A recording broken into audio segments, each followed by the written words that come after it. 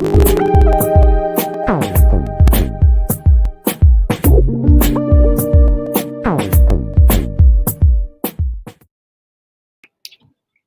guys, we are sorry we had some technical issues, but now we are here. Thank you for waiting. Welcome to Safira Ventura Gallery.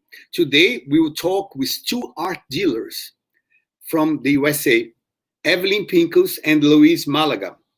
Evelyn, please tell us a little bit about yourself. I'm a fourth generation art dealer. The company was started by my great-grandfather in Germany. And when we came to the United States, we had a beautiful shop for many years on Madison Avenue. And I work from an office now. I don't have a shop anymore. We have many clients who look for things, look for artworks, and we provide that service, bringing the artwork and the buyer together. Great. Very nice. Luis Malaga, please tell us a little bit about yourself. Hi. Well, I can't see myself right now. But anyway, yes, on the other side, I'm a first generation art merchant. It all started in the year 2000, so I'm pretty new compared to you guys. I was actually a tennis player. I played tennis for Peru, Davis Cup, so I know a lot of Brazilian and North American people. I started playing at 7. So before I was 7 years old, actually, I did some watercolor color works and did some drawings. And well, my father and I decided that I should take tennis. So I played tennis all my life, became a coach for 20-something years. And when I decided to leave the tennis career, I started working in the rare books market, which is very interesting. I dated this girl back then that she was a specialist in the rare book area, and she needed somebody that spoke English. So that's how I started to know all the auction mechanics of the business. Okay, that's very nice. So I have some questions that I think we could start to explore some ideas, and then we can have questions from the public. First, you, Evelyn, how did you get into the art business industry, and have you ever been, in other industry besides that? What have you been doing in your life? Well, I started in this business because my family business, I joined the family business, which I didn't intend to do, but like young people, they don't want to cooperate with their parents. But in the end, I joined the family business. And I've worked in many different parts of the art business. I've worked in a museum. I've worked for auction houses. So I've seen many different aspects of the business. I've lived on 3 continents and worked from Europe. I've worked from Israel. So that's my history. And what have you been doing, lately, at the moment of the pandemic, at this moment we are going through? Well, I don't know if I should say I was stuck in New York, but I've been, because everybody says this is the epicenter of the pandemic. So I've been in New York since it started. And keeping in touch with clients, I've had a lot of time to work online and to think about the future, to make sure that my clients are okay, to keep in touch with colleagues, clients, make sure that everybody's okay. Basically, just keeping busy and hoping that everybody's all right. Okay, what about Malaga? What about Luis? Tell us a little bit about what you have been doing. I know you're a tennis player before. Tell us a little bit about that. Oh, well, I started when I was 7, like I said. And as you know, competitive tennis, it's very demanding and absorbing. So I really didn't have time to keep doing my little works on watercolor and stuff, because I really love art, and art is in my veins. So I knew art was going to come back to me after I was done with tennis. I wasn't planning to become a tennis coach either. I went to school in Texas and Louisiana and did my master's in business, thinking that I was going to start a business. And suddenly the school hired me as the head tennis coach, and that's how it all started. And then I just love to be, I just love the coaching career. So I coached for 20 something years, like I told you, until I met this girl when I decided to leave tennis and I started to work on the rare books business. Is art viewed nowadays? Is art treated like a commodity? Do you think so? I think so. I think it's sadly to say that the art market and the art itself don't have nothing to do with it. I think there's a group of powerful collectors that they choose and the paintings that they think they should go out, and it just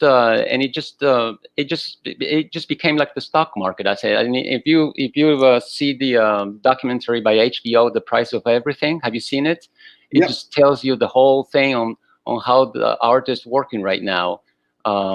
There's a lot of money out there in the world. There's a lot of new rich people, especially in Asia, that they don't know what to do with their money. So even though they're not truth collectors, they're seeing art as a commodity, because they know that auctions are gonna all the time push the price up, and it's from my point of view, I think it's a nice investment for your diversified portfolio. I think it's an interesting investment that you have it in your wall and you gaze at it and you enjoy with your friends, and then if you decide to sell in the future, you'll make money. So I think it's very interesting for them. It's very attractive for the market right now. Yeah, not necessarily the most expensive piece of art is the best one, And I think Evelyn can tell us a little bit about that. What do you think, Evelyn? Well, I mean, I agree with Luis, and it all started, I think, in the early 80s with the auction houses that suddenly opened offices everywhere, and dealers were having a much harder time because the auction houses were pushing this idea of investing in art as an investment. And very few collectors are left who purchase because they love what they buy and they intend to live with it for the rest of their lives. People are flipping art all the time, and every collector is now a dealer, and it's sad. It makes me very sad. How do you select artists and works to present to your clients? I mean, I know you work in the primary and secondary market. I work in the secondary market, actually, less in the primary market. And I have people who contact me looking for a particular artist that they'd like to add to their collection. And then I start to look for something that I think would suit them, something that fits. The secondary market. Yes. Yeah, just to clarify, primary market is when you buy direct from the artist, and secondary when you buy from the market. So dealers, some dealers, they focus more on the secondary market. We do, for instance, the gallery, we do primary and secondary markets. I have these two angles. What about you, Luis Malaga? What do you prefer? Well, actually, I do more consigning and auctions, and that's a different ball game, I think, than galleries. It's a long-term process. You're talking maybe a 5-6 month period, waiting period.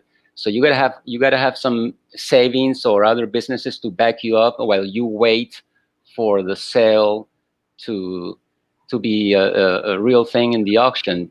By the time I find the painting and negotiate estimates and do the contracts online, because usually I'm out of the country, and then I have to deliver the painting 2 months before the auction date, and then post-sale results or the monies come 30 to 45 days after. So it's definitely different mechanics. Now, from the choosing my painters is a bit simpler and harder at the same time than you guys, because, for instance, in Peru, we only have 3 artists that are accepted in the New York market. You know, the Cislo, Sushiya, and Ailson. And out of those 3, Tilsa, nowadays, you don't find Tilsas anymore because owners are keeping the Tilsas for themselves here in Peru for some business purposes. So what I'm starting to do is I'm getting to know more the post-war and contemporary art in America, mainly in New York. So I'm starting to acquire paintings from the 1970s, 80s of the North American wave. Also some abstract expressionists from the 50s and 60s. So yes, it's definitely, you need to be looking for different markets within the auction business. Also, you know, also deal with other Latin American painters, of course, like the Riveras and the Matas and the Lambs. Well, it's the same thing for me, because I specialize in German and Austrian art, and it's the same thing. You can't really find the great expressionist works anymore. So I've also started to handle later or newer art from the 50s, 60s, from that country. What about Brazil? I think Malaga. I don't know. Do you have any Brazilian artists? I'm actually pretty new in the Brazilian market. As a matter of fact, I'm learning a lot from Alcinda in New York at your gallery. You know, I see a lot of Brazilian artists being promoted, but I'm pretty new in the area of Brazilians, to be honest. I have never acquired a Brazilian works, and well, maybe someday, sometime soon. You never know.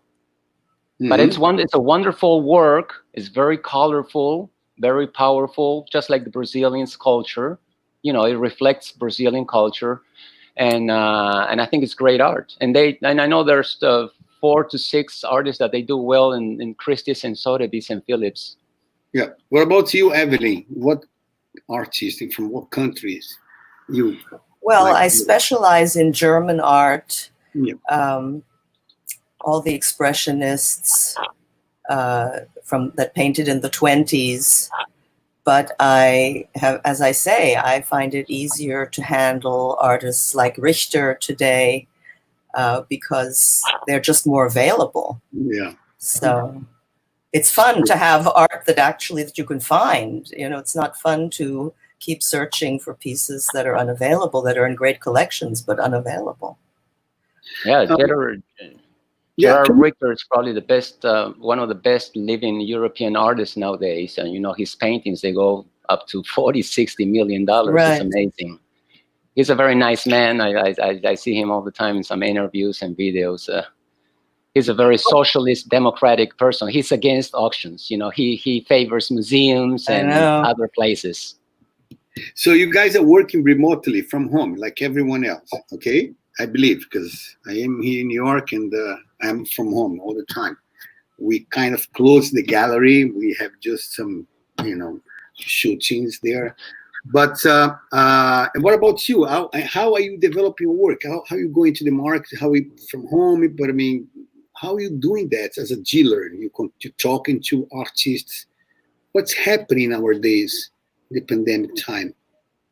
For you, Evelyn, first, come on. Well, I have an easier time than others because my office is in my apartment. So I don't have to close an office or I don't have to go somewhere. And I've been working basically through the telephone and online for a very long time. So now it's just that you really don't see anybody. You can't travel anywhere at this point. So you are showing your work, the artwork you're selling through the internet, and then I don't really. Well, I don't advertise good works of art on the internet. I have a warehouse, and I, under normal circumstances, take my clients to the warehouse and show works of art there. But through email, I don't like advertising too much So you on contact the very collector expensive directly. art online.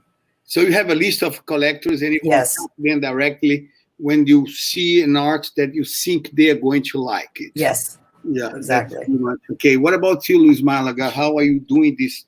Dynamic. Well, yes. In my case, it's pretty easy too, like Evelyn's, because my office is here and it's in New York.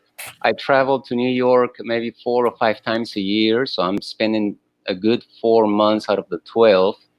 So yes, I don't think things are going to change that much, to be honest. With this pandemic, a lot of people are telling that, how are you going to reinvent yourself in the art business? And I said, nothing's going to change. I mean, it was a permanent stop that we had for 90 days. But like I said, auctions are starting to come up. I'm participating in an auction on the 25th and the 29th of June. And I have other works already at the auction houses ready to be auctioned in August and September. So things really haven't changed much. I think you have to be very proactive, and you have to, and I think you have to really move around. I think you have to be a very global driven dealer or consigner as myself. I know Safira and Ventura are very proactive. You not only work from Sao Paulo, but you work from New York, from other areas. You have other points of sale, and that's how I think galleries Paris, should. London, Venice, Singapore. Yeah, but I have a question. Some collectors, they approach us and ask. I have like a Picasso. The last one I have, I know Keith Haring in my home. How can I bring this art into the market? And also in the primary market, some artists, they have like very nice artworks, and they approach us and they ask, how can I take my artwork into the market, the international market? What would you advise? And Evelyn, the lady, please, Evelyn, tell us how you advise. Well, I can answer for the collector. I can answer the question for the secondary market. If you have a Keith Haring or Picasso or whatever you mentioned before, you should ask around and listen to, try to find a very reputable dealer, and find a dealer who specializes in the kind of art that you're selling. You're a dealer. How do you do that? So like, if a collector comes to you and calls you and say, "Look, I have a Picasso in my house for the last 20 years. I want to take it to the market." Well, first of all, I have to see the work in person, and I have to have it with me. I try to keep a work for a certain number of weeks, possibly months, so that I can actually sell the piece, because it takes time to sell a work of art and to find the right person for the right collector for it. And you have to do your due diligence. You have to make sure that all the papers are in order. Certificate of, bill of sale, certificate of authenticity. These days, you even have to check the certificate of authenticity by calling the committee to make sure that they issued it. You have to be very, very careful that you're selling a real work of art. And the provenance, what they bought. That the provenance is accurate. Yeah. You have to be sure that the buyer is getting a real work of art and not a copy or fake.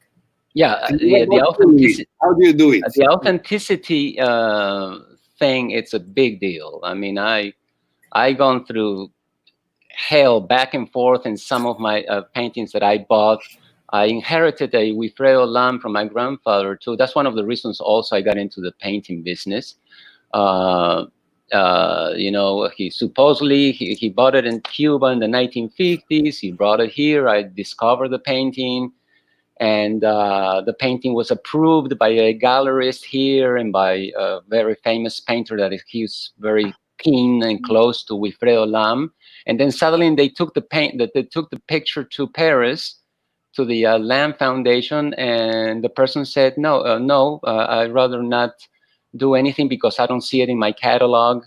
It's not registered. So you are going to encounter a lot of this situation. I mean, I've been offered also a lot of forgeries. You got to be careful out there in the world. I mean, with technology and all these talented painters, I mean, they can really do some real replicas.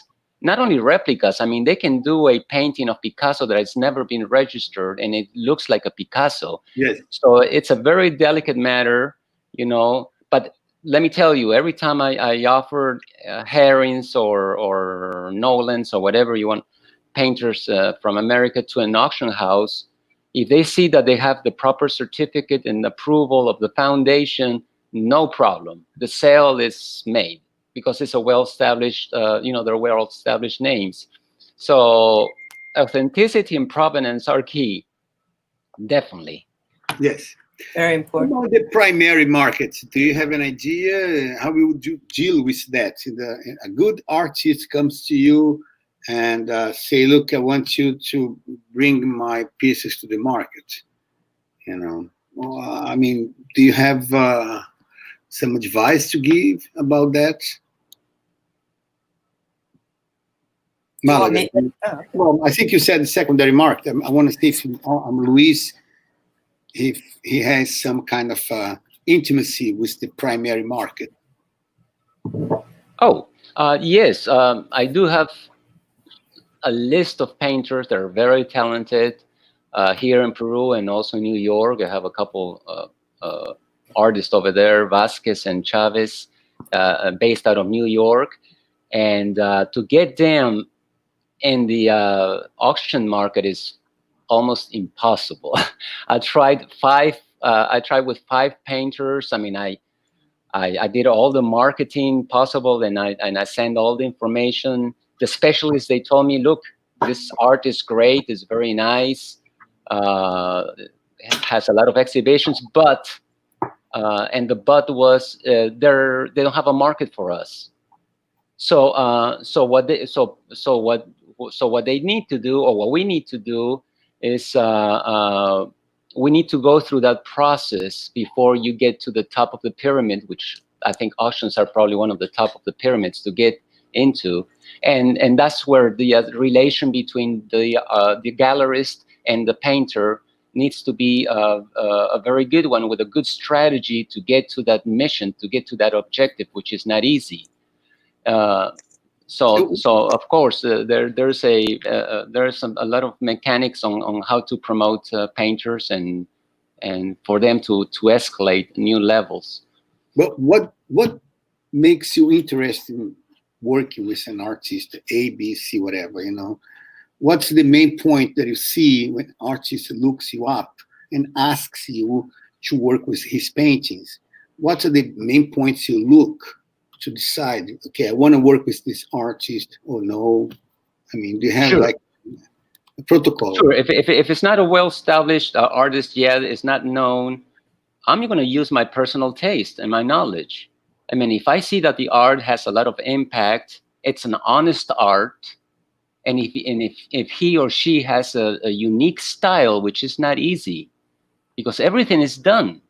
Almost. That's why you have all this conceptualism now that you know people don't know what to do. I mean, you see golden toilets on the Guggenheim Museum by Catalan. The new. Okay, let me say this in other words. I mean, usually when a new artist, even if it's very good, comes to the market, you need to make some investments. You cannot just sell a new artist like that.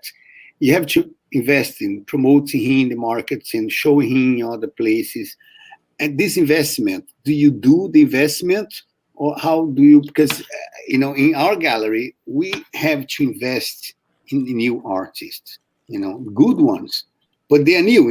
They can be famous in Peru, they can be famous in Brazil, but in New York they are new, and nobody knows them. So we have to make a promotion, we have to promote them, we have to make markets, we have to make a strategy to bring this artist into the market. I mean, how do you see that? Do you put money in artists, or do you invest or not? I mean, how do you do? Or you maybe you work with a gallery to invest? How do you do that? Or you don't work with a new artist at all? Some people just don't work with a new artist. Well, it's a very tough call, and it's very risky. Like I said, I mean, how can you tell the painter that you choose, who his or she is very talented is going to make it. So yes, I think it's a 50-50 effort. I think the painter as well as the dealer of the galleries need to invest. For instance, I have a friend here in Peru that I have no doubt that she will do great. And she's going to invest in a couple trips to New York. She's going to go personally, and I will introduce her to a couple galleries. So that's the initial investment I think the painter and the dealer have to make. That's the first stage. And then, of course, it's very personal what kind of a contract you establish with a particular person, with a particular artist. May I say something? Even though I deal mostly in the secondary market, I've had one or two artists who have approached me over the years, and what I've done are pop-up galleries. I've gone to other galleries and asked them if they would consider letting me do a show with them.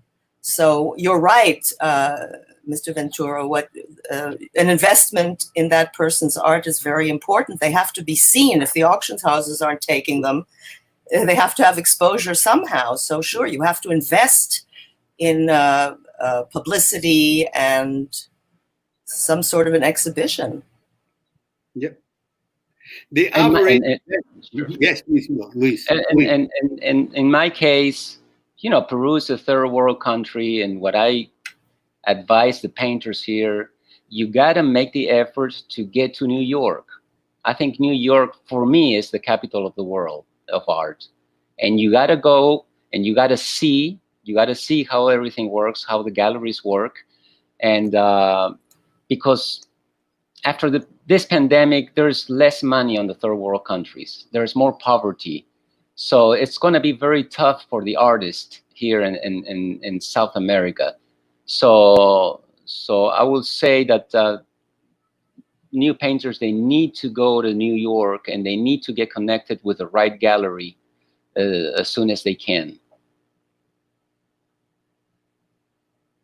Yeah, I mean, I lived in Berlin for 5 years, and that was a pretty good venue because it's not as expensive. Right. To rent even a shop on the street and just experiment.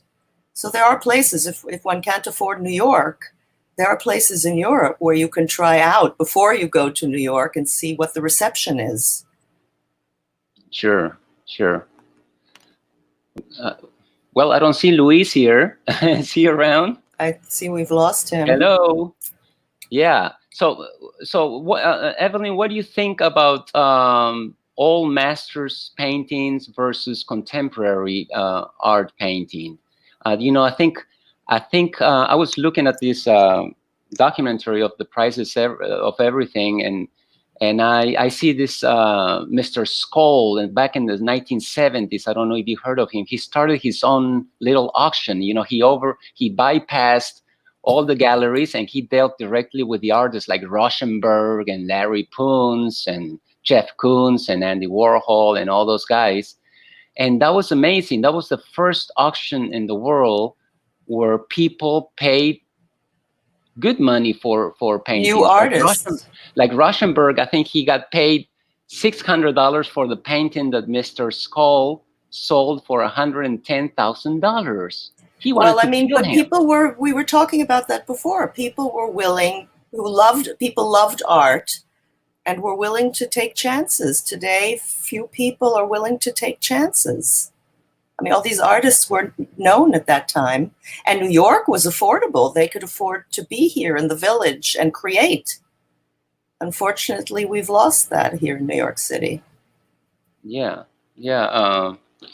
I think nowadays, because Luis was asking me, I think the other day, what is people going to look for nowadays? Especially after the pandemic. I think we're getting into a peace and love era, and people are going to look for happy art, colorful art, and I think that's one of the keys to select newcomers into the market or to think about investing on them. Their art needs to be happy, needs to be spiritual. I think a lot of people are getting to a lot of the spiritual aspect. Like as you can see, the yoga and every aspect is growing all over the world. Thank God. And people are going to be looking for art like that. And I think that's why the old masters of the dark history art um, is not going to be as attractive especially for new collectors and for the painters themselves. I think Right. we should pay attention to all this from the graffiti to all this designing artists. Herring Well, and Basquiat started. political art might also be interesting. I don't know what younger artists are going to focus on now, but with everything that's happening in the world and in America, we might see a lot of political art, which could be very interesting as well. Sure. I'm back, man. We had another Definitely technical political problem. is going to be. Go ahead, Luis.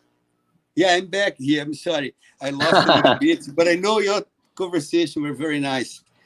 But I have one question. I don't know if you want to care for that. What's the importance of the arts in a society today? Can you give us some idea about that? What's the importance of art in our society? Well, it's a form of expression.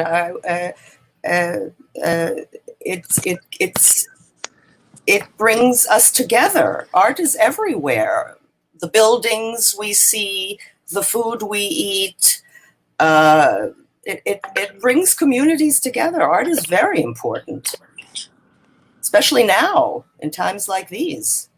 As Mr. Malaga said, joyful, beautiful colors make you feel good. Definitely. Like I mentioned before, yes, I totally agree with Evelyn, and I think people are going to be looking for their homes or offices to be with good company, with good colorful paintings. Paintings it's love. Paintings. Honest paintings are made by the soul, not by the mind of the human person. But the human, the artist. So people get connected with these paintings when it's honest, when it's happy, when it has some good vibes. In other words, or when so it has an interesting idea things that you believe in. I mean, we were talking about political art before. I think that's going to be very interesting to see what people create after what's happening here in America. But mostly, I think, yes, political statements are important.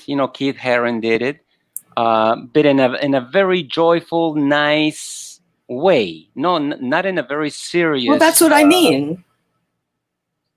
Sure. Yeah.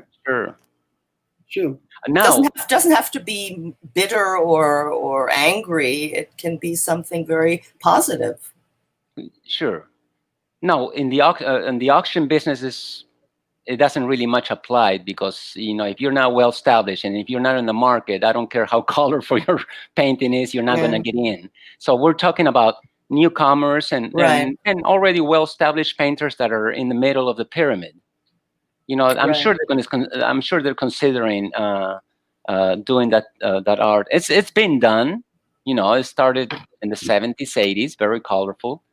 But I think even more on these times that we're entering, I think art is going to be even more colorful and more metaphysical. I see a lot of painters that are doing a lot of drawings of the universe, of microscopic, of our skins, and just things that we can really relate.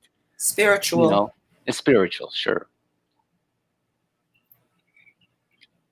And what should we do in the face of this crisis now? I mean, we would like to tell the artists, this is not the end. This is the beginning of a new phase, or maybe a new era, whatever. Or if it's not, like you said, it's going to be the same thing. But how optimistic can we be in the art market? We for the artists. Some of them, they are really scared because they are not selling.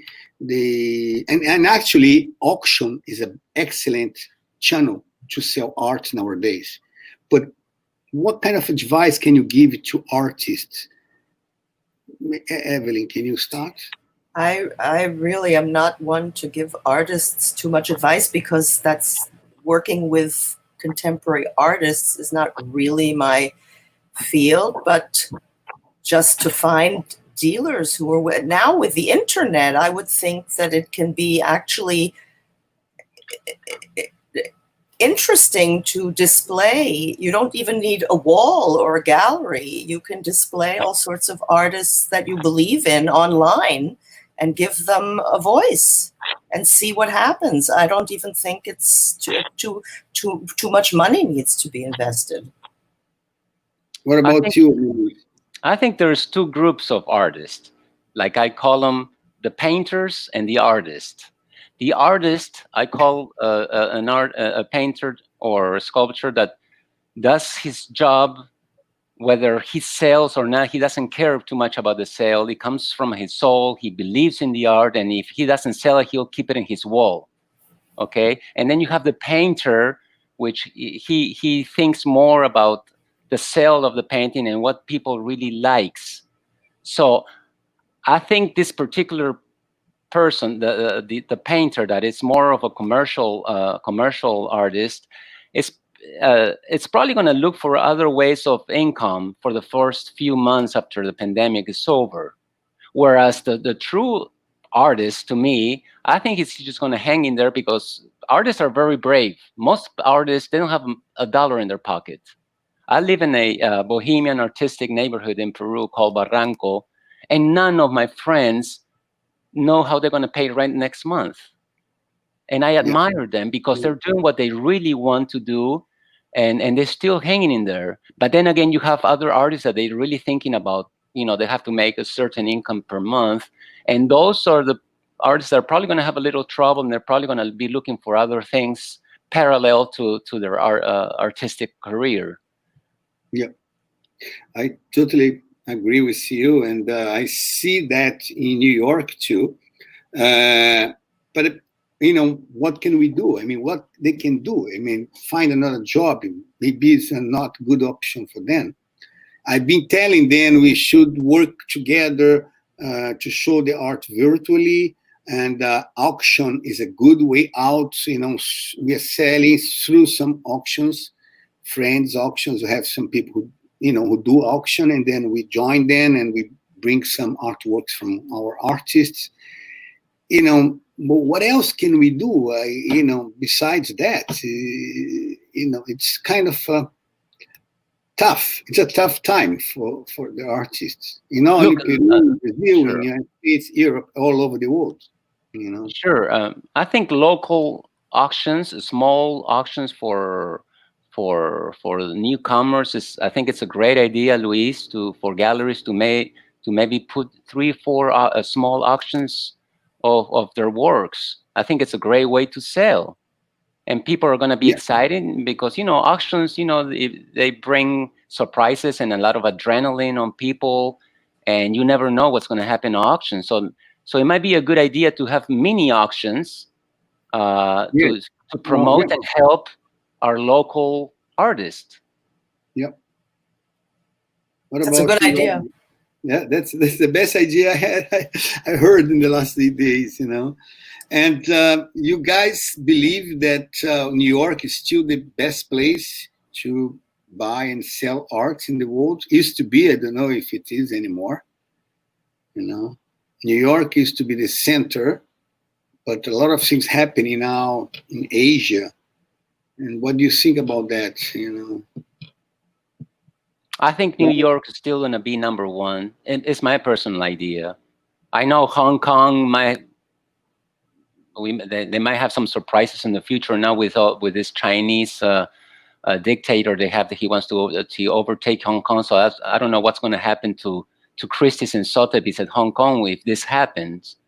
I don't know where the Asian art is going to be sold, because Hong Kong is the capital of the Asian works.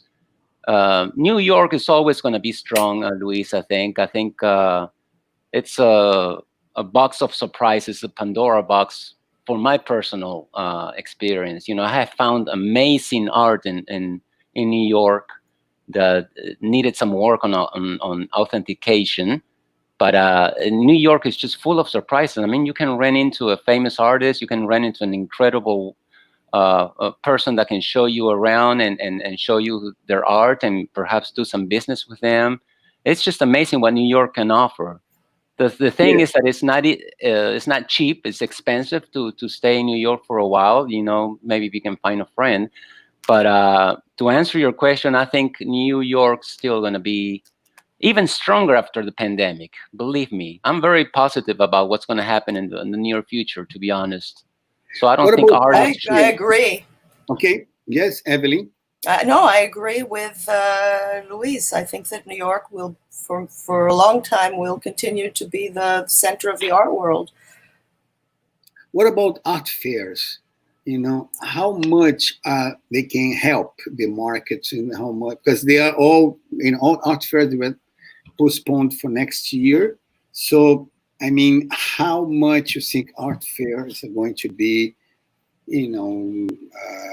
strong, a strong market tool?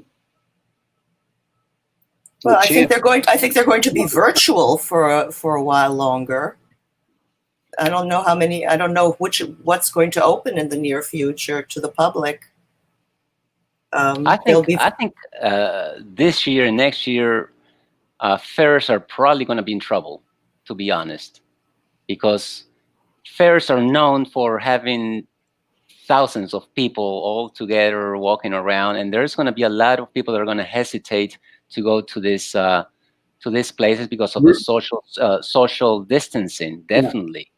Some art fairs, they're announcing virtual, fairs. Online fairs, yeah. Online, What do you think about that? You think that works? Will work? I think auctions. Okay. I think auction will work. I think like Sotheby's and Christie's are starting. Swan Galleries is starting this month, and I don't think they're going to suffer any. Because well, they're going to do auctions online too. They're not having auctions where people actually show up. Right. Yes. They're also doing the virtual auctions. Art fairs, it's more difficult. You want to see the artwork. You want to touch it. You want to see it. It's not going to be that easy. Totally agree. Especially for very expensive works of art. But in the auctions, you don't touch them. Most of the auctions now, they are virtual. They are through the internet. Maybe for less expensive pieces, but for very expensive pieces, I think people either send a representative or they go and look at the works themselves. Unless it's Sotheby's or Christie's, okay, because they guarantee. But I'm asking if art fairs is going to be a good channel, because it costs a lot of money. It has to be an investment. And the question is is it worth an investment in virtual art fairs? Because they are talking about doing scope, all of them doing virtual art fairs. Is it, you think, in your opinion? I think it'll be difficult. Difficult? I don't think investments should be contemplated this year or even the following year on fairs. I think a gallery should invest their money somewhere, some other venue of a sale. A lot of promotion. Be very proactive. Go around the world if you can, like you guys do. But fairs this year and next year, I don't think they're going to be as popular because, as Evelyn says, people want to touch, want to see the new art that they've seen. Because in the objective of fairs is that you want to see something new. Whereas in auctions, I mean, if I have my eyes on a Diego Rivera, let's say, I don't have to see it. I know what the painting it's about. I really don't need to be in the live auction to sell it. That's why I think Sotheby's and Christie's are going to be very successful in these coming auctions that are coming up at the end of the month, because there is no need for a live auction for a high-scale, well-established painters. Perhaps all the dealers that are in the art fairs can travel around visiting select clients or set up small viewings for small groups of people, or by appointment only. But I don't see art fairs as working in the near future. Do you think the gallerists, and I'm one, are going to become more like art dealers, are going to compete with you, art dealers? Because the gallery cannot be open the way it used to be. We cannot do like vernissage, big cocktails. We cannot do that anymore. So do you believe it's going to be a conflict there between the galleries, what the gallery is today, and what is going to be after this crisis? Because some galleries, they are becoming to be more like an art dealer, and then Well, there was always sort of a competition. I mean, you had your brick and mortar store, but you were online too. So yeah, but we are more focused on promoting some things, more marketing, promoting. Like the art dealer, he's more focused on finding a specific buyer for that specific. I don't think there will be any more of a conflict of interest than before. Mm-hmm. So I think it'll be the same. I think it'll be the same. Luis, But what about you're right, Luis. Galleries like you are definitely gonna incline more on the balance of a role of a dealer as a dealer, definitely, because you have a physical. Galleries are physical, and the physical place costs money. The monthly rent of a gallery in New York is it's very expensive. So a lot of the galleries are going to close maybe for the next 12 months, and they're going to do a lot of online, like Evelyn says, and they're going, the balance. Which they were doing to begin with anyway. I mean, they were doing online even before. Sure. Yeah, but now they'll do more. The emphasis will be great. I believe some friends, gallerists, what they tell me is that we're going to change our format. We are going to be more like working specifically like an art dealer. I heard this was a big gallerist, and he cannot, do the way he used to do. So I think art dealers is going to be more like a competitive, between itself, because I don't know what can be done as a gallerist. You cannot do the things you used to do. It's a totally different ball game. I think it's going to be a new normal. Yeah, we're going to have to rethink. Join force. We work, Because we, as a gallerist, we do not have the skill and abilities that you art dealers have. Right. And then maybe, and then we are more linked with the promotion in general. We promote, and you don't do that much that. So maybe if we join force, gallerists and art dealers, it would be nice for the artists. The artists would take some advantage on that. They will have like a more complete wholeness. Well, maybe it can be done you can work on a more intimate scale, inviting smaller groups of people a few times a week, as opposed to one large vernissage once a month or something like that, Mm-hmm. It just has to be reconfigured. But it can be done. You can actually lease a physical place, not the 12 months of the year, just when you're ready to put a show to promote a painter, and like Evelyn says, you can have like a semi-private, public, kind of a closed semi-private, and not an open show, just a semi-private show where you're going to invite maybe 12 or 16 collectors to see this, to view this particular works. And you can rent the place maybe for a week, once a month. Yeah. And these 16 people don't necessarily all show up at the same time. You can have a smaller group of 4 or 5 people. But for the established artists, this is okay. But emergent artists, they will have a lot of trouble in getting into the market. If we don't create something that facilitate that, and that I think is our job, to think how we can facilitate the life of emergent artists. Some of them, they are very good, in the area of $5,000, $10,000 kind of artworks, and but they need someone behind them to work in a more focused way. Not like before, we used to do collective artwork and call different types of collectors, and now it's going to be, like you say, more like a directive for small groups.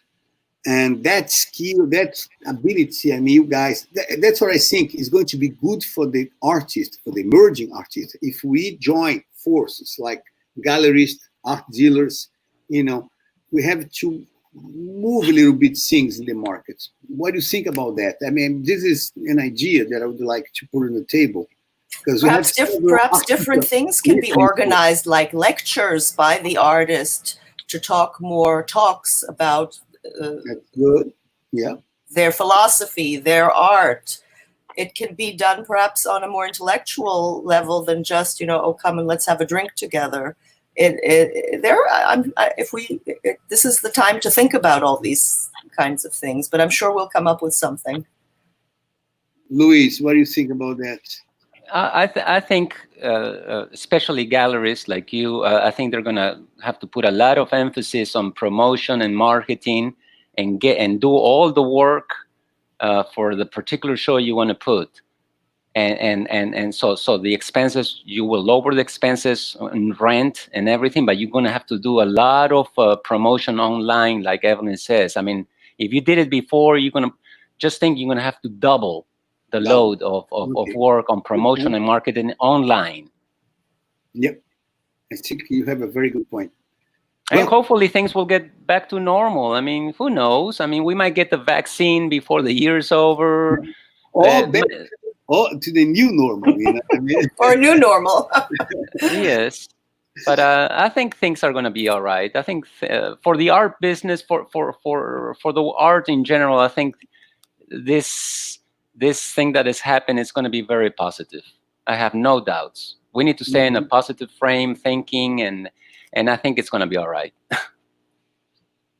So do you have any other comments or question? We pretty much answered all the questions people made here. And what do you think? Any other comments? I agree with Luis. I mean, I'm also very optimistic, and we just have to brainstorm how to configure everything differently, but it might turn out to be even more interesting than it's been. Okay. Just to wrap up our conversation. So from what I felt, New York is still maybe even more the center of the artwork, the art market. New York is going to be and still and even more strong as a channel to sell art. We have to spend more money in promotion, and everything is going to be online. And the work in the gallery, from what you said, has to be with small groups, more focused, more like collectors of abstract. So we have to identify this kind of people who buy that pop art or specific art. That's what I think you guys told us. And what else is to be learned in this life? Did I forget anything that you? There's another aspect of art, for young investors and for galleries too. We need to talk about prints, lithographs, drawings. There's a whole market for paper. I personally work with Swan Galleries, which is probably #1 in the world in paper and books and vintage posters. So that's another good alternative for artists to perhaps do more prints that are more affordable. And prints are beautiful. I mean, if you have a good quality print, I have a few, and they're just beautiful and outstanding. I mean, they look great in the living room, and I just think it's an interesting market. Gigles also, you think? Because correct me if I'm wrong. If they want to replicate, but it should be maximum 8 pieces. 1 of 8, 2 of 8, so the value does not come down. He keeps the original and try to sell the gigles. Is that what you're talking about? Sure, sure. A lot of people look. There is a market for replicas, or even for replicas, for prints that people are really looking for. So like I said, it's a nice way, nice world to explore. It's not only just the painting on canvas and sculptures, or the original ones or the unique ones. You can have a series of 20 or 50 or 100 prints, and if they're good, they're all going to sell, and they're affordable prices, and you give the young collectors to have something nice in their house.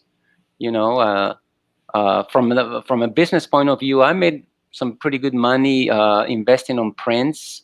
Well-established prints like Picasso's and of Right. course Tamayos and everything. But it's a good way for young investors to spend their money before they get into the bigger things.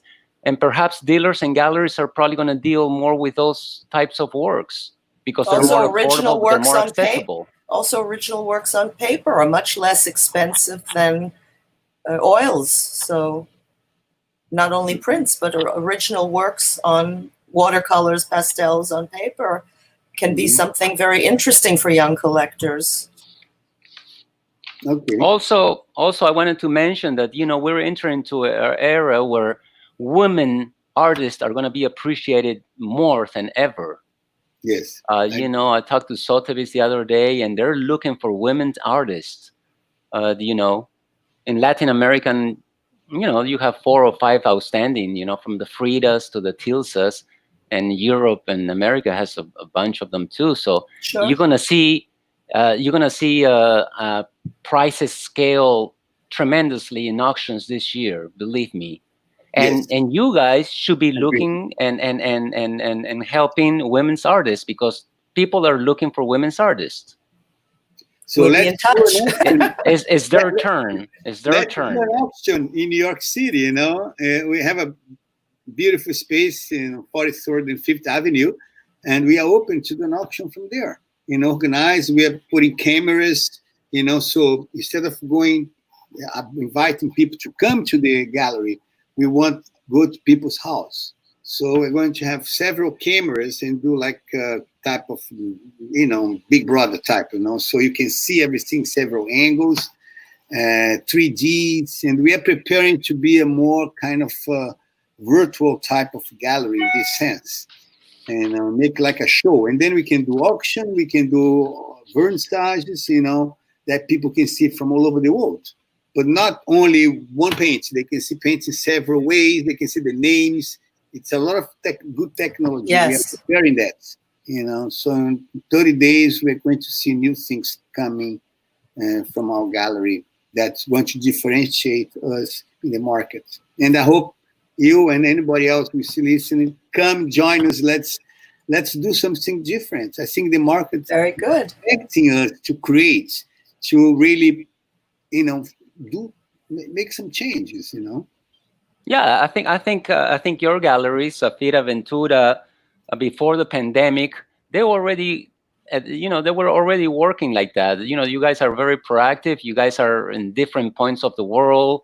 You travel a lot, and I think that's how galleries are going to have to start operating. So watch out. A lot of competition. A lot of competition. We need you guys now. We need art dealers. We need you guys to work with us in partnership. But there's plenty for everyone. Very The art happily. market. The art market is $56 billion per year. Yeah. I mean, that's a lot of money. It will be a pleasure to work with you. We all can work together. That's no problem. We just have to find the right partners. That's the key, to find the right partners. So what else you think we learned today? I mean, I gave some points, but I'm not sure if I covered everything. We have just to recap. So some people, they came into this conversation later on. Basically what we said is that New York is the center place. We have to focus, we have to invest more in markets and promotion. We have to focus on small groups of collectors, and create some auctions, and We have virtual. a question here, guys. And perhaps I don't really understand the question. No, what did we learn? Did we learn today? There's a question on the screen that I've been reading, and I don't really understand. Oh, so these are people making questions, you know. I mean, okay, they say, Malaga and Evelyn, do you think if multiple prints are not done carefully, may depreciate the markets? If because I think we need to have a limit on when you do prints, you know. Well, prints always have to be limited edition, and if you do more than sure. If you you have, you know, Picasso and all the established people, artists, they can afford to do even 300, or some of the Americans. But like a newcomers or painters that are in the middle of the pyramid, sure, I don't think they should exceed more than 50 tops. I think 50, and they all have to be in great shape and carefully controlled, so that numbered, you know, everything. They have to be numbered and have a certificate with that number and so on. Yeah, we can. Yeah, that we're doing that. Okay, so any more questions, comments, or can we close here for the day? Well, I think to wrap this up, I don't think we should. I think, like I said, like you said, Luis, we should be thinking what's coming up, and we have to get ready, and we have to invent some ways, some venues to promote and to sell. But I don't think things are going to change radically. I think in a few months we're going to come back to a normal situation. And yes, definitely, there's going to be a more promotion and marketing online, for sure, from the galleries, from the auctions, from the artists themselves. But definitely, especially in the third world countries like in South America, definitely they need to get out and try to reach European or North American markets. Otherwise, it's going to be hard for them, because poverty levels have increased already by 15%. Yeah. So you know, that's my advice for artists and for galleries. They need to be very proactive, and they need to be globally known. Okay, that's a good point. What about Evelyn? What do you say? What wrap up? Everything? Well, as we said, perhaps dealers and can work more closely together and form some kind of a new configuration, so that we can promote our art in a different way. Yep. Okay. And like I said, I want to promote this documentary of HBO. This is the one that I'm talking about. I think all artists, the price of everything. I think I saw that. And consigners should see.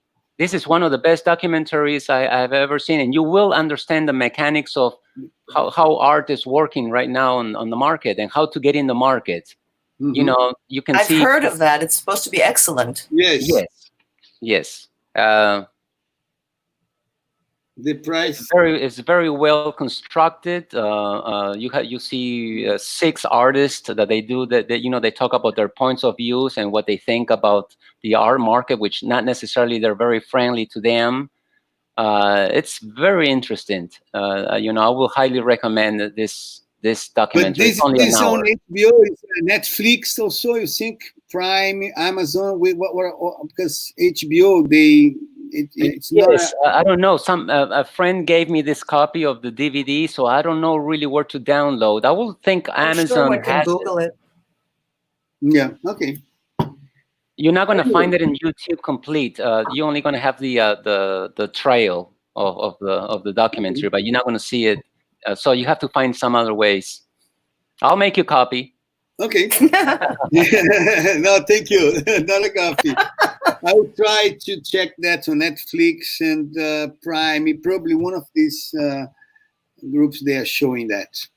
But I thank you very much. If you don't have anything else to say, we're going to be closing down. We are over an hour. Thank you very much for having me. It was a pleasure. It's our pleasure. And Alcinda Safira, my partner. Interesting to me, Luis Castro, Malaga. Malaga. So Malaga. let's say goodbye now. Let's do this again with other guests, of course. I think this is fantastic what you're doing. This initiative is fantastic, and I congratulate you and It's a lot of Alcinda. fun. And it was fun, Evelyn, to share with you. Same here. Hopefully, Let's I'll stay in get to meet touch. you. I'm Sure. flying out to New York on the 31st of July. Nothing stops me. I'm Oh, flying over good. there. So we're Hopefully, here. I'll We're be waiting okay. for you in New York City. So I will see you guys soon. And Good. I just want to say hello and goodbye to all the art lovers. You know, Great. art is the best investment you can make. It was a pleasure to have you here with us. Thank Okay. you so much. Congratulations. And this is going to be recorded, edited, by Erica, and it's going to be available on the internet, Facebook, so people can see that again. But I think Ed is going to make an edit because there was the delay we had in the beginning, and yeah. But I think it was a great conversation, great talk, and I thank you very much. Thank you. Thank Good you. night. Bye-bye. Good night. Bye-bye. Good night.